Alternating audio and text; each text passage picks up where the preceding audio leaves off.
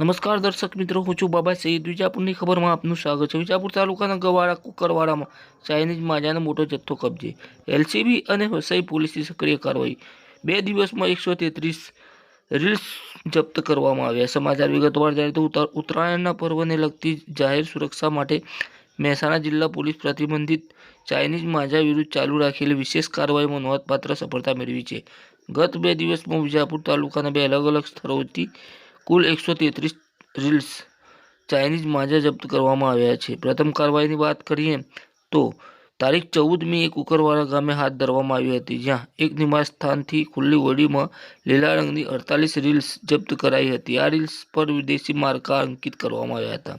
બીજી કાર્યવાહીની વાત કરીએ એટલે કે તારીખ 15 મીએ ગવાડા ગામના ખેતર વિસ્તારમાં આવેલા એક નિવાસસ્થાનમાંથી કરવામાં આવી, જ્યાં મહેસાણા એલસીબીની ટીમે 85 રીલ્સ કબજે કરી હતી.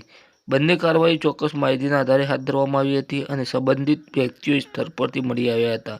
જપ્ત કરાયેલા મુદ્દાની કુલ અંદાજિત કિંમત ₹52,100 છે. આ કેસમાં જિલ્લા મેજિસ્ટ્રેટ દ્વારા જારી કરવામાં આવેલા જાહેરનામાના ભંગના આધારે કાયદેસરની કાર્યવાહી કરવામાં આવી રહી છે. જિલ્લા પોલીસ વડાએ જણાવ્યું છે કે ઉત્તરાયણ દરમિયાન નાગરિકોની સુરક્ષા માટે આવી કાર્યવાહીઓ ચાલુ રહેશે અને લોકોને માત્ર પરંપરાગત કોટન માજાનો જ ઉપયોગ કરવા અનુરોધ કરવામાં આવ્યો છે.